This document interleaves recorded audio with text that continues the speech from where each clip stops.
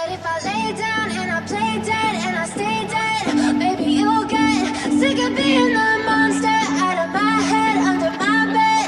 Think you're something out of my nightmares, standing right there.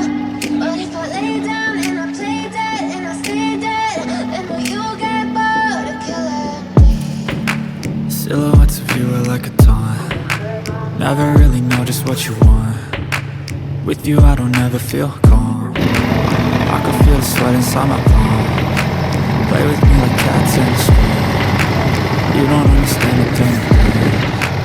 You don't ever wanna give me one. लोग guys यार आज का vlog shoot कर नहीं पाया क्योंकि ट्रैक्टर के बाहर चला गया था जो कंडे लाने, इसलिए चला गया था। घर बनाना है इसलिए कंडे लेने गया था।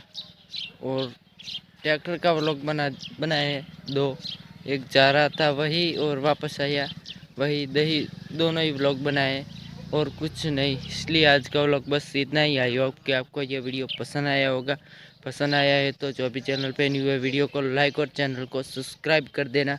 मिलते हैं फिर से इसी टाइम पे कल न्यू व्लॉग पे, तब तक के लिए बाय बाय।